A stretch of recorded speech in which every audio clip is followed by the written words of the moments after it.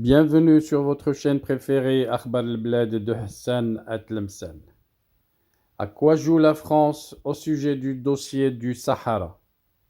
Sur cette première photo, on pourrait voir le ministre adjoint du Commerce extérieur français lors de la rencontre avec des élus français, une carte complète du Maroc au sein des dossiers qu'il portait, ce qui signifie que l'État français adopte la carte du Maroc complète dans ses documents officiels. Il ne reste plus à la France qu'un communiqué de l'Élysée qui reconnaisse officiellement la souveraineté du Maroc sur son Sahara. Comme on s'y attendait, la plupart des experts en géopolitique insistent que ça se voit que quelque chose se prépare à petit feu en France à ce sujet. Mais quoi au juste? Personne ne le sait.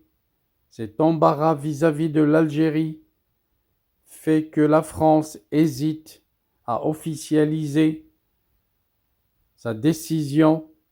Le ministre français chargé du commerce extérieur, de la francophonie et des Français de l'étranger, Frank Riester, avait déclaré lors de sa rencontre avec des élus français à Casablanca, en marge de sa visite au Maroc: nos élus français de l'étranger jouent un rôle essentiel dans la vie de plus de 54 000 Français résidant au Maroc. À Casablanca, j'ai pu les remercier pour leur dévouement et les assurer de ma détermination à poursuivre notre travail commun au service de nos citoyens. Mais à quoi joue la France exactement? La carte économique qui est avancée par rapport à la carte diplomatique. Que cherche la France au juste? Tous les chemins mènent à Rome. Toutes les options peuvent aboutir à une reconnaissance de la souveraineté du Maroc sur son Sahara. La France qui a choisi de privilégier la piste économique avant d'annoncer le grand jeu diplomatique. Pour le royaume, tout est bénéfique. L'essentiel est peut-être le résultat final. Pour cause, lorsque le tout nouveau ministre des Affaires étrangères français, Stéphane Séjourné, avait au cours de son premier voyage au Maroc promis que la France allait accompagner la dynamique du développement économique au Sahara marocain, il se trouvait des esprits suspicieux pour balayer cette posture d'un revers de la main. Il la considérait au pire comme une promesse illusoire, au mieux comme une hypothétique stratégie à venir, une manière de fuir les attentes politiques immédiates du Maroc. Et pourtant, le feu vert donné par les autorités françaises pour investir massivement et participer à des projets économiques structurants dans le Sahara marocain est un signal fort que Paris a pris le chemin à voie unique de la reconnaissance de la souveraineté du Maroc sur son Sahara, et il paraît même que sur ce plan particulier de l'intérêt économique que suscitent ces provinces sahariennes, la France serait même en avance par rapport à de nombreux pays européens qui avaient politiquement clarifié leur positionnement sur le Sahara marocain. Cette nouvelle stratégie française appelle de nombreuses réflexions pour en comprendre les ressorts.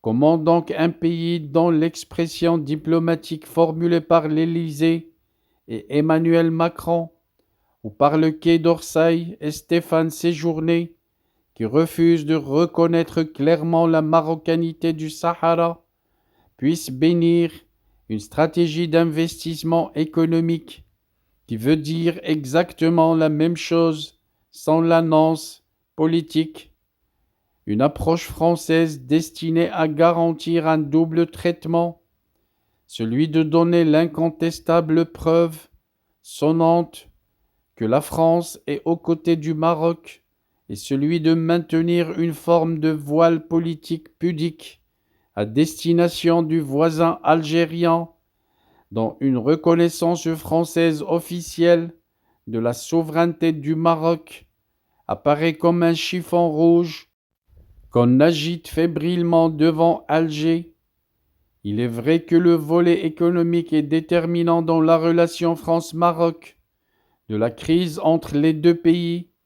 Ce sont d'ailleurs des préoccupations économiques de patrons français qui ont été mises en avant pour rappeler à faire descendre la température et à éviter de creuser des ruptures.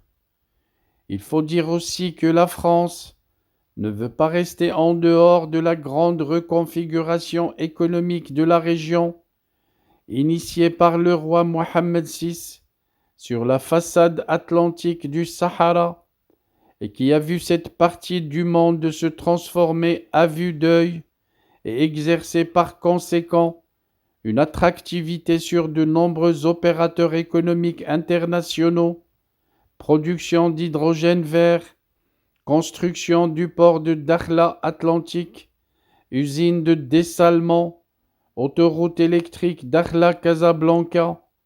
En agissant de la sorte, la France signifie sa volonté de ne pas rester en dehors d'une telle transformation régionale et qu'elle veut au contraire être aux avant-postes de ces opportunités économiques les plus prometteuses.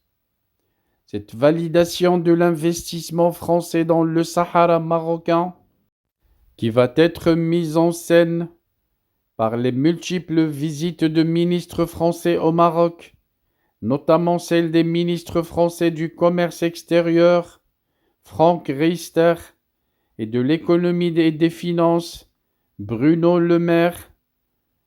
C'est aussi un signal politique fort que Paris a définitivement et de manière irréversible fait le pari de la marocanité du Sahara.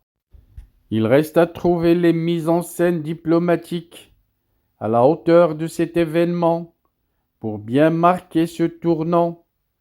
Tout le monde a en tête l'occasion d'une visite d'État du président Emmanuel Macron au Maroc, un déplacement longtemps désiré, mais plusieurs fois reporté pour cause de divergences stratégiques entre Paris et Rabat. La séquence politique régionale qui s'annonce avec la tenue des élections présidentielles algériennes anticipées le 7 septembre et la réélection programmée du président Abdelmjid Tebboune et sa visite tout aussi programmée en France sera une opportunité de clarification de la position française, l'idée pour Paris étant de sortir définitivement de cette zone grise dans laquelle elle maintient son approche de cette discorde maghrébine.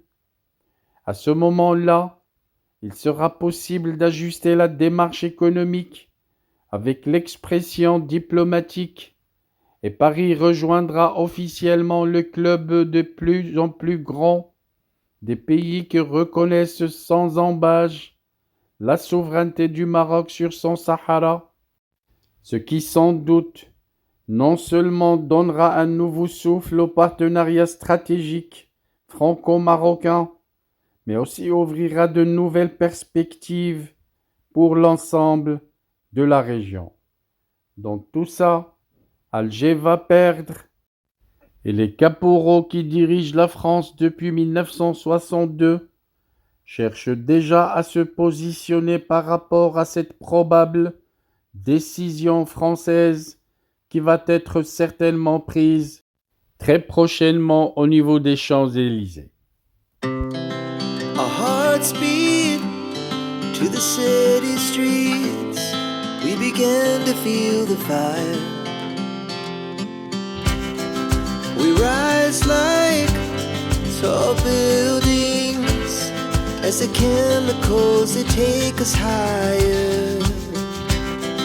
The night's young and it's just begun as she puts her hand in mine. the